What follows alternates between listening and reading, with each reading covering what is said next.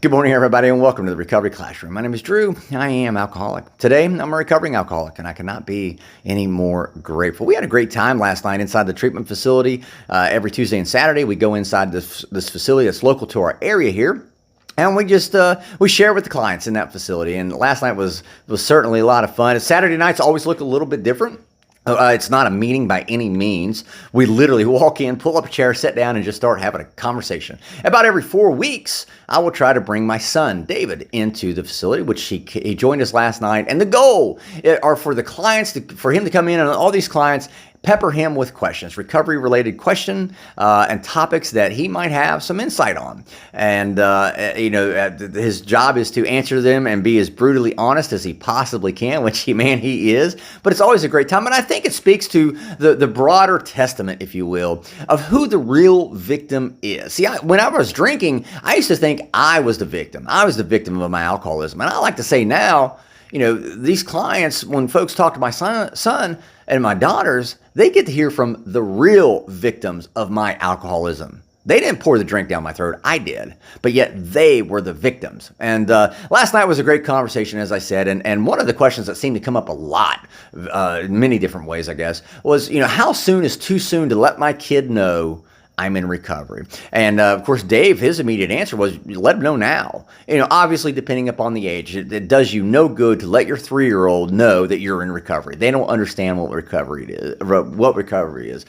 Obviously, age makes a difference. Maturity level makes a difference for sure. But when David, my son, whenever I stopped drinking, and he was 12 years old, and he was cautiously optimistic, but he also knew that Dad had tried quitting many times before. And I even brought that up last night. For many years, I hid my alcoholism from my kids, from my wife, from many people in my life. I hid my alcoholism simply because, truth be told, I was ashamed. I was ashamed I'd allowed myself to become dependent on this thing known as alcohol. And so I thought I was really good at hiding. I thought I did a really good job at not letting anybody know that I was alcoholic. So I hid it from them.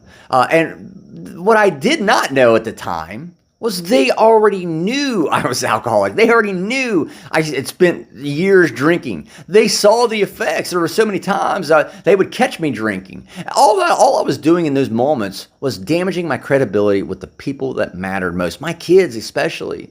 My son and my 2 daughters, damaging the credibility. So I hid my alcoholism out of shame. And when I started in recovery, when I finally, bit the bullet, so to speak, and started in recovery, I wasn't about to hide that. I wasn't about to hide that from my son and my daughters, because I wanted them to know, hey, you know what? I hid it from you before because I was ashamed. Now I'm not ashamed. I'm not ashamed to let you know that I'm going to struggle. It is going to be challenging. It is going to be difficult. It is not going to be easy.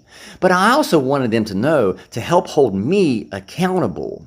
And I think that was an important factor in my children's lives as once I started in recovery. I think that was something they saw, they understood, and they were able to wrap their brains around it. And over time, it started building back that credibility I spent all those years damaging. Ask yourself, how many times did you swear off alcohol or drugs? How many times did maybe your kids catch you using or drinking, or maybe you got too drunk or too high the night before and you woke up and you felt all this guilt, shame, and remorse, and you said, okay, little Billy, I'm going to stop.